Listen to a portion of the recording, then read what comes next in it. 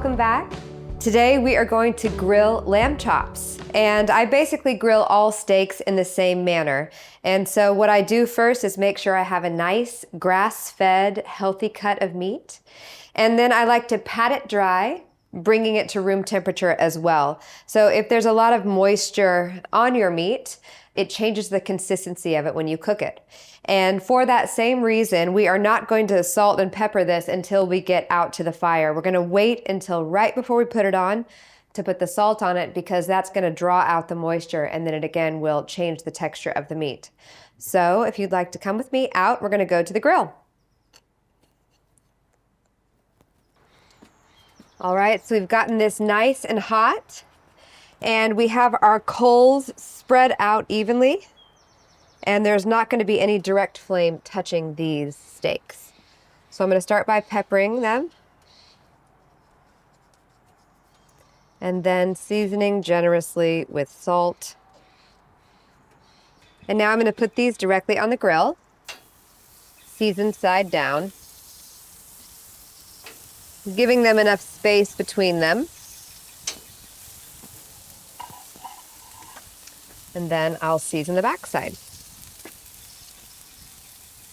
Once I've set these down, I'm going to try really hard not to disturb them until I'm ready to flip them. You want to make sure that you get your placement right the first time. I really prefer to cook over wood, and I'm lucky enough to have this grill that allows for me to build my own fire out of wood, so that it is cooking with that instead of with the gas.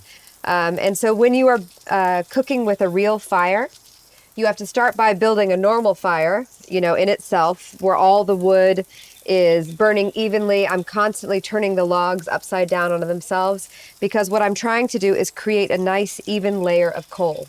And so once that fire has really eaten up those logs, then I spread them all out evenly around the base of this, making sure that it's still hot, somewhat flaming, but none of the flames are coming up and touching the lamb.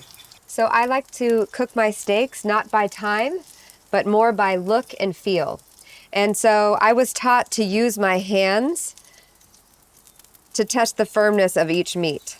And so if you put your thumb and forefinger together and press into it, and it's really, really squishy like this would be a very rare, not done steak.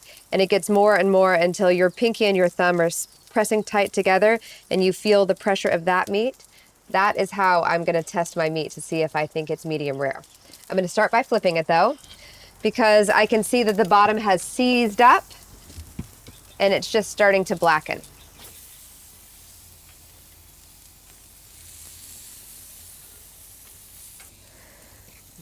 So something that can happen when you're cooking with fatty lamb chops or any other fatty meat is the fat will drip down onto the fire, and this will create a big flame below it.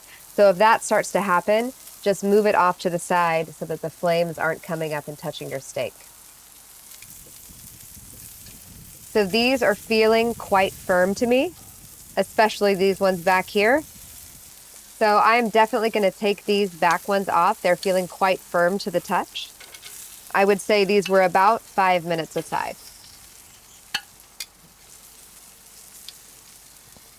One more minute on these.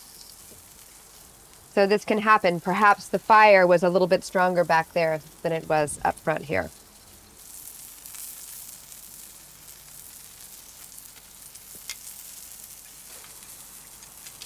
So these front ones are starting to feel firm as well. So I'm going to take them off and take this back into the kitchen, tent it with foil, and let it rest for about 10 minutes. All right, we're going to tent these steaks with a little bit of foil. So this is to be loose. You don't want the foil actually touching the steaks. What this does is allows the heat to evenly distribute inside of the steak.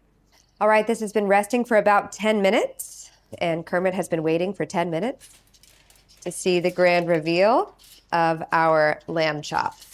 We're serving it today with our mashed potatoes and our carrot ribbon salad. Make sure to check out those videos on the platform as well. See you next time.